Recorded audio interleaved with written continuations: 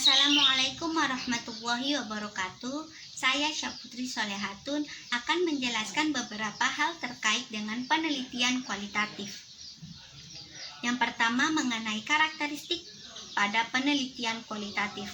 Penelitian kualitatif adalah suatu penelitian yang ditujukan untuk mendeskripsikan dan menganalisis fenomena, peristiwa, aktivitas sosial, sikap, kepercayaan, persepsi, dan pemikiran orang secara individual maupun kelompok.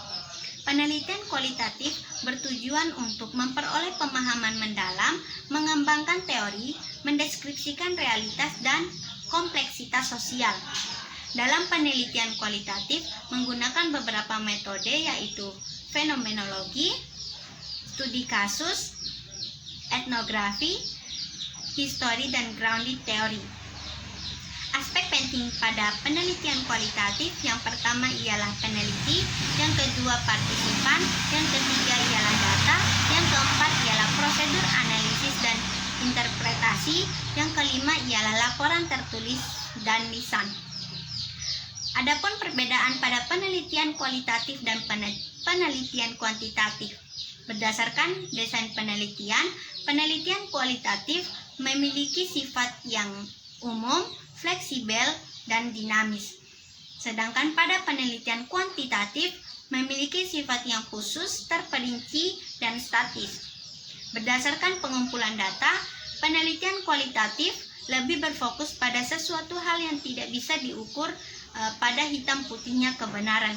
Sehingga pada penelitian kualitatif, peneliti mengorek data sedalam-dalamnya atas hal-hal tertentu. Sedangkan pada penelitian kuantitatif dapat digunakan serangkaian instrumen seperti tes atau kuesioner. Kualitas penelitian kuantitatif ditentukan oleh banyaknya responden penelitian yang terlibat. Kedua ialah teknik pengumpulan data pada penelitian kualitatif. Pengumpulan data bisa dilakukan dengan cara yang pertama ialah observasi. Observasi adalah teknik pengumpulan data dengan cara peneliti melakukan pengamatan langsung di lapangan. Teknik ini sangat relevan digunakan dalam penelitian kelas yang meliputi pengamatan kondisi interaksi pembelajaran, tingkah laku anak, dan interaksi anak dengan lingkungannya. Yang kedua ialah wawancara atau interview. Wawancara atau interview adalah teknik pengumpulan data dengan mengajukan pertanyaan secara langsung oleh pewawancara dan disampaikan kepada responden. Dan jawaban responden bisa dicatat ataupun direkam.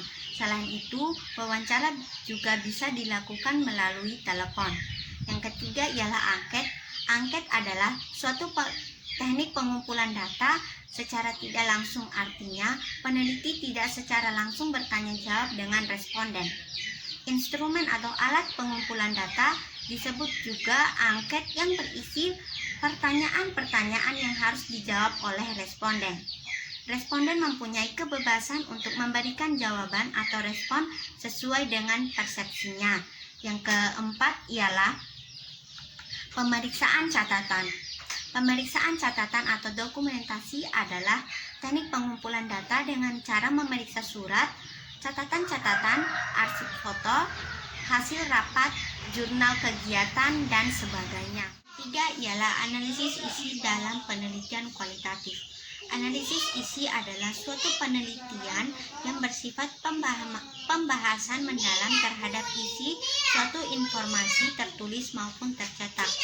Analisis isi dapat digunakan untuk menganalisis semua bentuk-bentuk komunikasi, baik dari surat kabar, berita radio, iklan televisi, maupun bahan-bahan dokumentasi lainnya. Tujuan analisis isi yang pertama menggambarkan karakteristik pesan.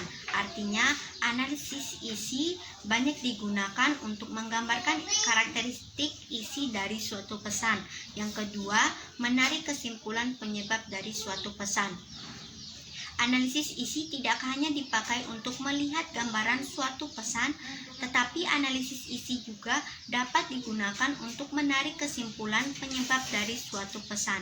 Dalam analisis isi, yang menjadi fokus di sini tidak terdeskripsi dari pesan, tetapi menjawab pertanyaan mengapa pesan atau isi muncul dalam bentuk tertentu. Tahapan analisis isi sebagai berikut. Yang pertama, merumuskan tujuan analisis. Yang kedua, konseptualisasi dan operasionalisasi. Yang ketiga, lembar coding. Yang keempat, populasi dan sampel. Yang kelima, training atau pelatihan kode dan pengujian validitas dan reliabilitas. Yang keenam, proses coding. Yang ketujuh, perhitungan reliabilitas final. Yang kedelapan, input data analisis. Yang keempat ialah studi kasus pada penelitian kualitatif. Studi kasus merupakan suatu penelitian tentang kesatuan sistem. Kesatuan ini dapat berupa program, kegiatan, peristiwa, atau kelompok individu yang terkait dengan waktu, tempat, dan ikatan tertentu. Penelitian ini diarahkan untuk mengumpulkan data, mengambil makna, dan memperoleh pemahaman dari kasus tersebut. Tujuan dari studi kasus yang pertama, menggambarkan situasi individu. Yang kedua, mengidentifikasi masalah-masalah utama dari kasus yang diteliti. Yang ketiga, menganalisis kasus-kasus menggunakan konsep-konsep teoritis yang relevan dari unit atau disiplin ilmu tertentu. Yang keempat, merekomendasikan tindakan untuk kasus tertentu. Karakteristik dari studi kasus yang pertama ialah menempatkan objek penelitian sebagai kasus. Yang kedua, memandang kasus sebagai fenomena yang bersifat kontemporer. Yang ketiga, dilakukan pada kondisi kehidupan yang sebenarnya.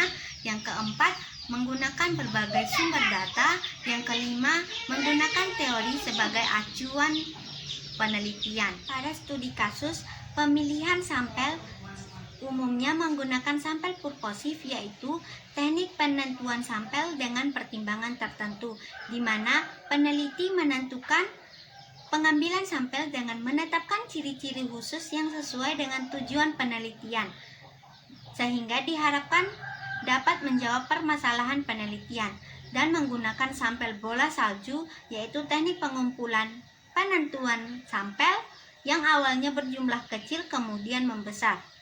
Pengumpulan data pada studi kasus menggunakan observasi, wawancara, studi dokumentasi, catatan arsip, sosiometri, dan angket. Etnografi penelitian kualitatif. Penelitian etnografi adalah metode kualitatif di mana peneliti mengamati dan berinteraksi dengan subjek yang diteliti dalam lingkungan kehidupan nyata mereka. Objek etnografi adalah kebudayaan yang memiliki unsur-unsur eksplisit dan implisit. Penelitian tentang unsur-unsur kebudayaan yang eksplisit dapat dilakukan dengan mudah karena unsur-unsur kebudayaan seperti itu relatif terungkap oleh partisipan secara sadar. Tujuan dari penelitian etnografi adalah menggambarkan budaya atau subkultur dengan serinci mungkin, termasuk bahasa, adat istiadat, upacara keagamaan, dan hukum. Berarti secara umum, penelitian ini memiliki tujuan menemukan dan menggambarkan budaya suatu masyarakat atau organisasi yang diteliti. Fokus penelitiannya adalah pola-pola yang tercermin dalam sikap dan perilaku kelompok tersebut atau masyarakat yang diteliti. Adapun yang dicari dalam penelitian ini berarti bukan hal yang tampak, melainkan yang terkandung dalam hal yang tampak tersebut.